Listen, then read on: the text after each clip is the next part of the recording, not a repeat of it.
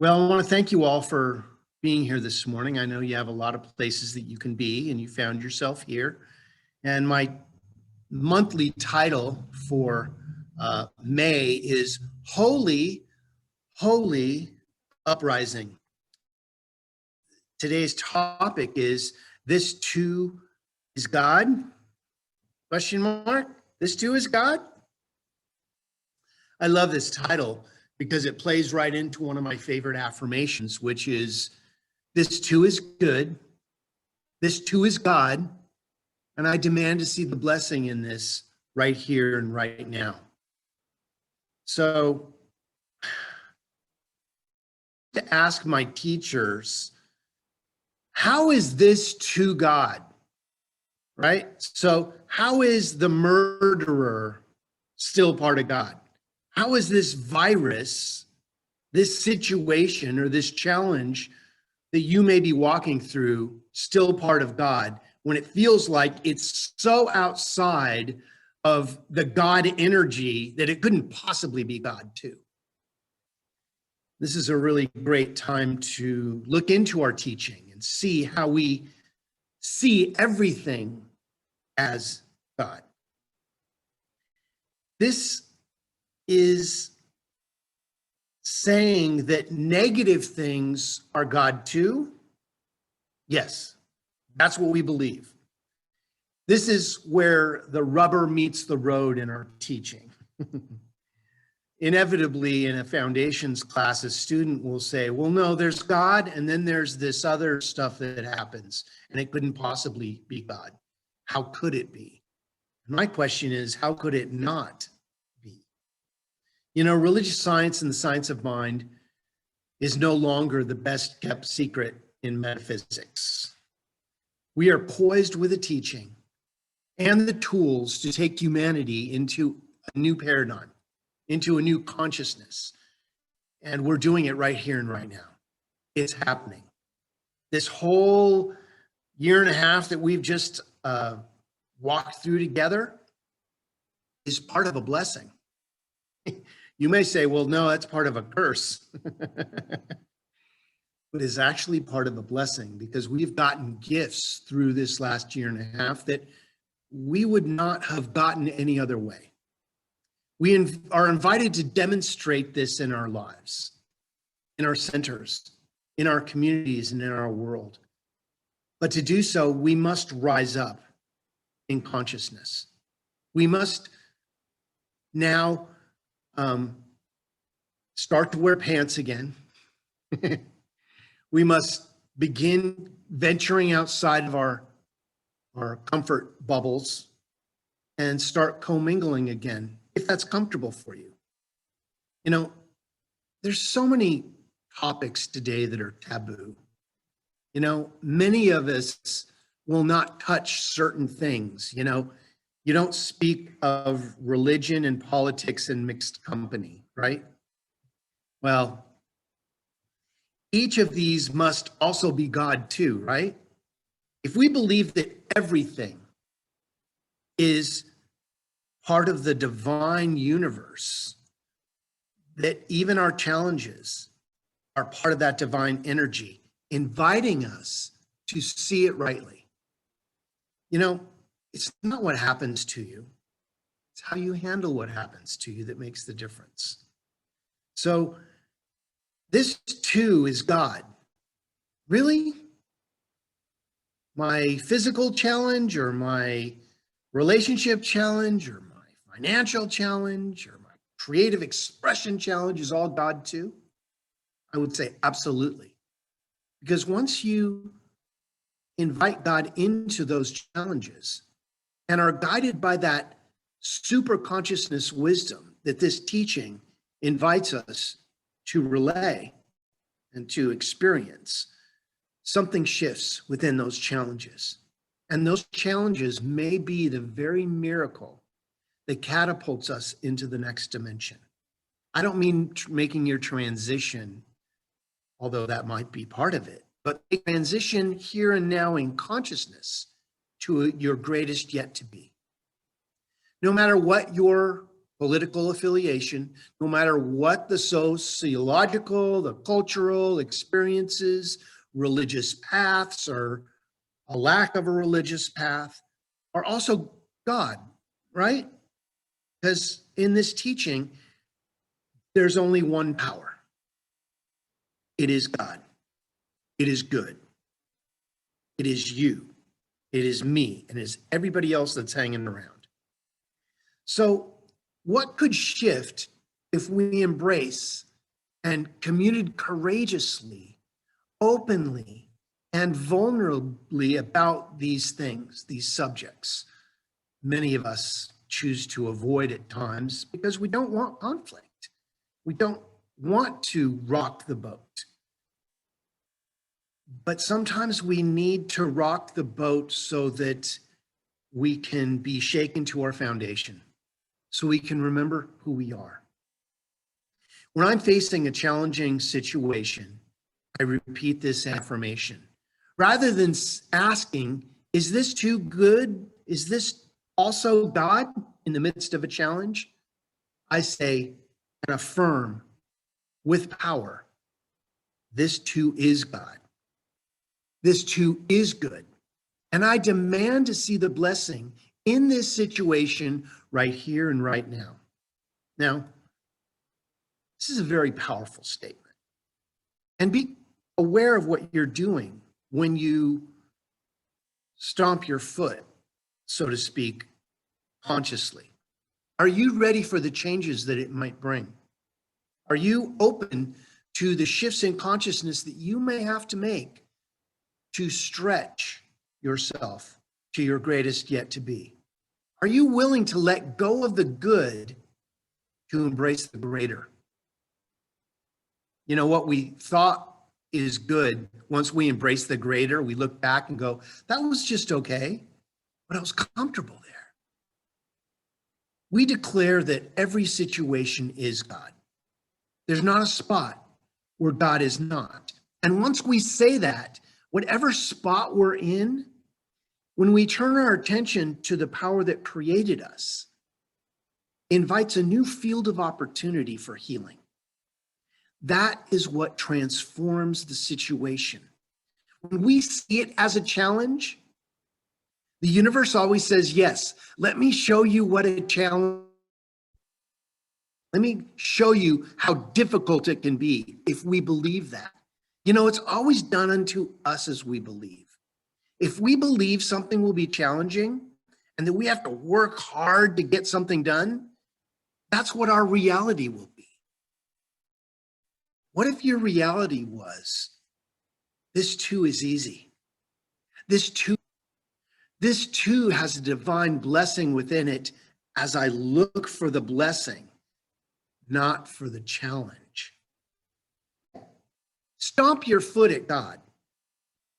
I encourage you to do that, because when you stomp your foot, embody the teaching, because you're not just talking about it, you're bringing it into your physical being, and you are an ally with the divine power.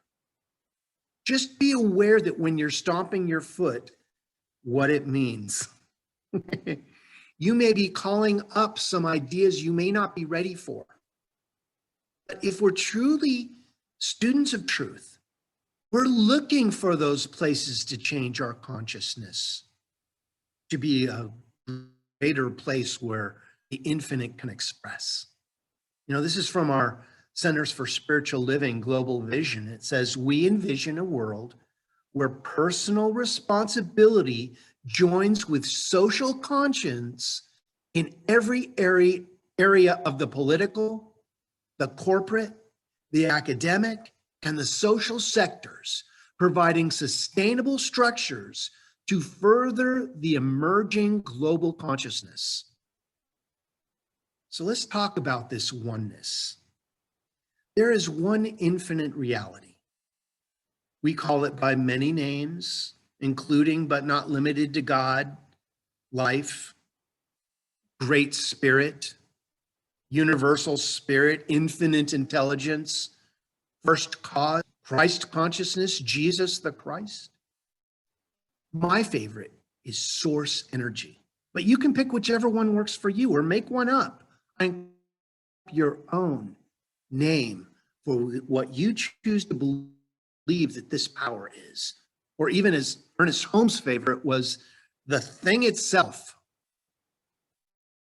One infinite reality is undivided, complete and whole within itself. This oneness creates everything out of itself, and therefore includes both the absolute and the relative, the tangible and the intangible, the physical and the metaphysical. See, some of mine teaches that our true nature is divine, that beneath all of our challenges, the divine truth, that our challenges are actually part of the divine truth, leading us through a situation so that we can find the divine within it and our intelligence in the universal mind, which functions at a level of our conception of it. What's your concept of God? How powerful is your thinking? Can you see it in mind before you see it in physical form? Or are you the type that says, show me the money, I'll believe it when I see it? And I found that I wait a long time if I go waiting to see the blessing before I believe it. What we think about, we bring about. We cannot demonstrate outside of our level of belief. That's why this is all about expanding our pleasure consciousness. How much love can you experience in your life? And the answer is unlimited. How much sunlight can you experience in your life? Unlimited. There's no, oh, you've had your quota of sunshine for the day. Now, maybe if you have a skin condition, there's something to that. But have you reached your greatness quota? I think not. So let us expand our beliefs to include a spiritual resolution to all of our changes and challenges.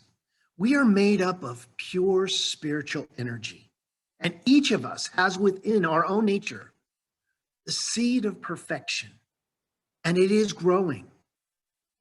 But are we watering the challenges, or are we watering the perfection? Now, if we water our challenges, they grow in our lives. But we need to, and what I've found is to turn away from them. But not to continue to point and affirm them. Because when we affirm something, it takes firm hold in us. In our ignorance of our true nature, and with our misuse of these spiritual laws, we sometimes bring about more challenges in our life. Hey, I do this all the time unknowingly. And all of a sudden I'm like, why is my life like this? Why is this going on? And then I remember that I've become focused on what's not working. Once I refocus my energy onto the divine, watch what happens. As spiritual individuals, we heal suffering, remembering our true nature. We allow spirit to work for us by working through us. We recognize this power. We conceive of a greater good, and we remove all unbelief. So let us place no limit on the God energy. Let's not say, well, that's God, but that's not. Let's know everything as God. As we manifest the infinite to the degree that we are aligned with it, something begins to shift. If we have just a little good, then we need to get a bigger bucket. You know, do you go down to the water with a thimble? or with a glass, with a bucket. I choose to use a pipeline. I want to get all the good that's there for all of us. We must get a bigger mental equivalent, if you will. When I was looking for a beautiful house to live in, and I was walking in my own neighborhood, it was a beautiful neighborhood, but it had smaller houses. That was my mental equivalent. So I started driving to the neighborhoods that I wanted to live in and walking there and giving my being that feeling of, yeah, that's my house. Look at that. That's got 6 chimneys. I like that. But when we can expand our conception, we can expand our demonstration. That is how the law works. If we are limited by what we can see, we've limited the infinite by not holding a bigger mental equivalent. Prayer, affirmations, meditations, visioning. These are the spiritual principles that expand our consciousness on a regular basis so that we can bring into our lives and the life that we all live together, and therefore into our world. So as we begin to see ourselves from the truth of our being, that this too is God, this too is good, and we demand to see that blessing, we begin to experience an inner life that is bigger and more real than our external circumstances.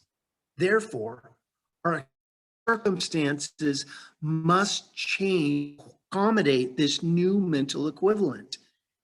That, in a nutshell, is how treatment, how prayer works. We leapfrog over the challenge, again, not to deny it. We don't say, oh, it's not there.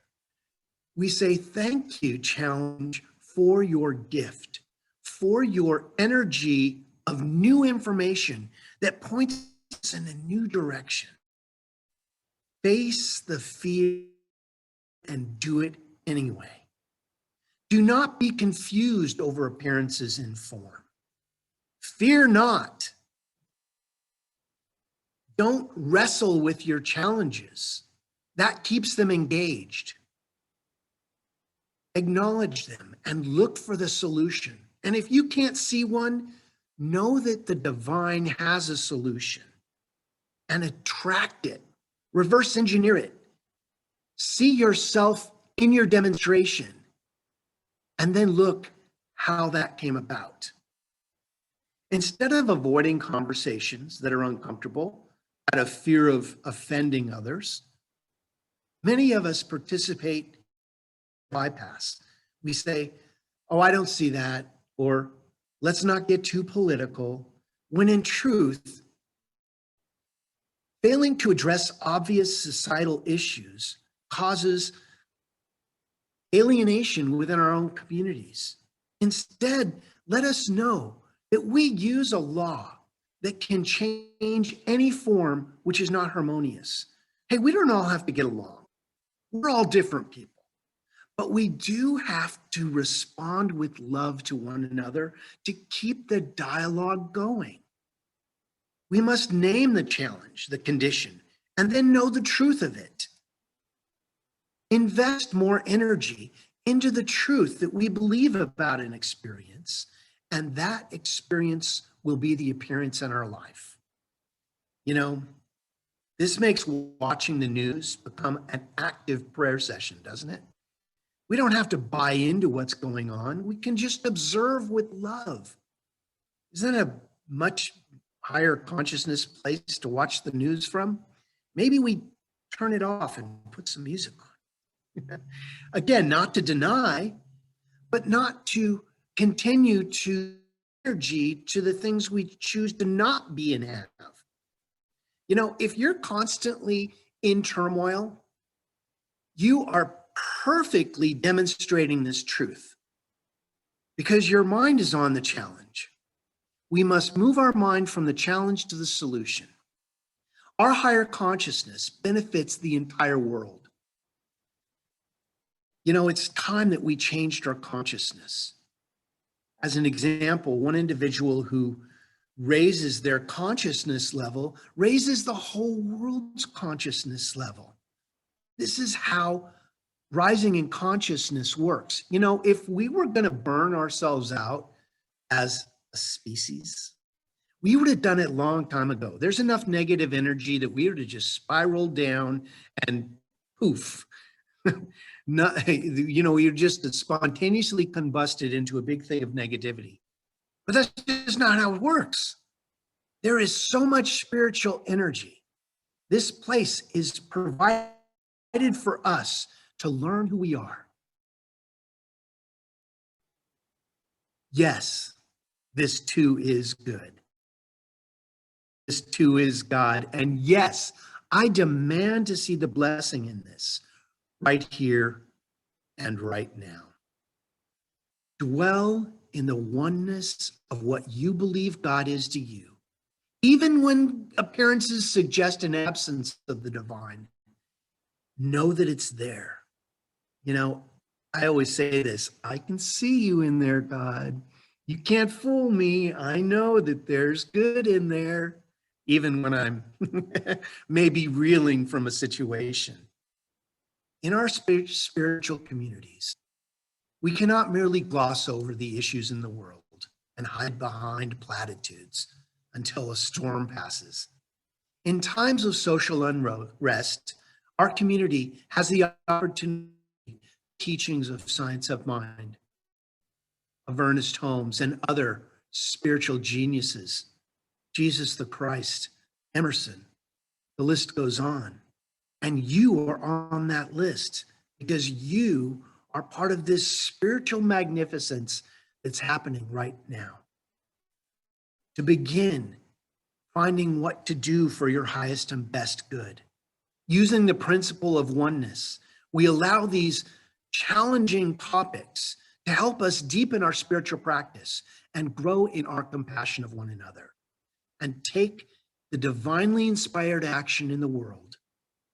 Join our People on Purpose group, our POP group, who is looking to find ways to work more harmoniously with Mother Earth. It's one way of getting involved. So in conclusion, this too is good. This too is God. And I demand to see the blessing in this right here and right now. And so it is. Amen. Well, it's time for our prayer. So if you'd like to close your eyes, if that's comfortable for you. Let's say a prayer about us understanding that this too is God. So I invite you to bring to the forefront of your consciousness what you choose to believe that the divine is to you.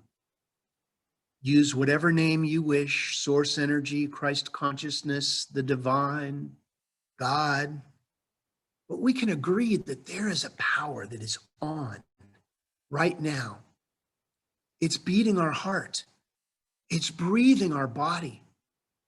It is sending all the right healing energy in our body and in the body of our affairs that allow us to move through our challenges with peace and harmony and love. No matter what the appearance may look like, if we can invite the divine into each situation and look for the peace and harmony, that is where our demonstration will be. So I may not know what you're walking through right now, but I know that your connection to source energy does know. And within that knowing, knows that there is a way of healing. And as we follow that way, as we are swept up in the current of positive energy, life begins to transform before our very eyes. That challenge all of a sudden shifts into a miraculous energetic in our lives. The things that we thought were there to challenge us are all of a sudden there to bless us, to make us stronger, to invite us to new vistas of spiritual enlightenment. So we give great thanks for this knowledge, for this teaching, for that divine energy that flows through everything that is, as we say, yes, this too is the divine. As we begin to experience that those places where we were hurt begin to heal. Those places where we saw lack and limitation begin to flourish. Those places where we thought, and wake up and that challenge isn't the first thing on our mind. We know that this power is doing what it is here to do, and we are within it to do.